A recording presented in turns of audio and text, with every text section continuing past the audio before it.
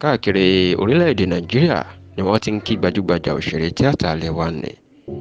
Ibrahim Yekini ẹni tọ́pọ̀ èèyàn mọ̀ sí Itele iná mà ti ń kú ikú oríire pẹ̀lú bọ́kùnrin náà bó ṣe ra mọ́tò olówó ńláńlá tí owó ẹ̀ pọ́n tí wọ́n ní owó ẹ̀ yóò fẹ́ lé ní mílíọ̀nù 10 náírà tó sì jẹ́ wípé ọ̀pọ̀ èèyàn ni wọ́n ti ń kí ikú oríire o. Gbajúgbajà òṣèrébìnrin kan ìyẹn Ọláyínká ń ló gbé fọ́tò Ibrahim Yekini àti mọ́tò tuntun tó ṣẹ̀ṣẹ̀ rà síta tó sì jẹ́ pé látìgbà tí ọmọbìnrin náà ti gbé fọ́tò mọ́tò olówó ńlá tí Ibrahim Yekini rà síta làwọn èèyàn ti ń kí ikú oríire káàkiri Nàìjíríà. Nínú ìròyìn míì tó jọ gbajúgbajà òṣèré tíátà ní Saheed Balogun ó mà ti sọ̀rọ̀ síta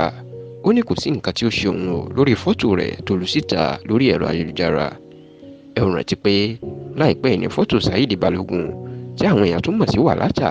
tó jẹ́ ọkọ tẹ́lẹ̀ fún gbajúgbajà òṣèrébìnrin ní Fatia Balogun Williams ìlú lu síta o níbi tí ọkùnrin náà tó ti jókòó sórí kẹ̀kẹ́ àwọn arọ tí ẹ̀rù sì ń bá àwọn èèyàn wípé bíyà nǹkan kan ṣe àti pé kò lè dárìn mọ́ ni. Nígbà tí fídíò náà fọ́nrán fọ́tò náà tó ti lu borí ẹ̀rọ ayélujára pa ẹni Saheed Balogun ló máa sọ̀rọ̀ síta tó sì jẹ́ kó di mímọ̀ wípé kò sí nǹkan tó ṣe òun o àti pé fíìmù kan tóun fẹ́ ṣe ìní wọ́n ti ní kóun ṣe bí arọ kóun jókòó sórí kẹ̀kẹ́ tí kì í ṣe pé bóyá òun ti ya arọ lójú ayé kódà láti jẹ́ káwọn èèyàn mọ̀ wípé kò sí nǹkan tó ń ṣe é. Saheed Balogun ya fídíò rẹ̀ síta níbi tó ti ń fò sókè tó sì ń sọ pé kàǹpì ìní àrò òun wà. Ní báyìí Ibrahim Yekini Itele ó ti ra mọ́tò tuntun bẹ́ẹ̀ ni Saheed Balogun náà ti sọ̀rọ̀ síta wípé kò sí nǹkan tó ṣe òun kókókó làárọ̀ jálè òun kò ya arọ gẹ́gẹ́ bí fọ́tò táwọn èèyàn ń pín kiri láìpẹ́.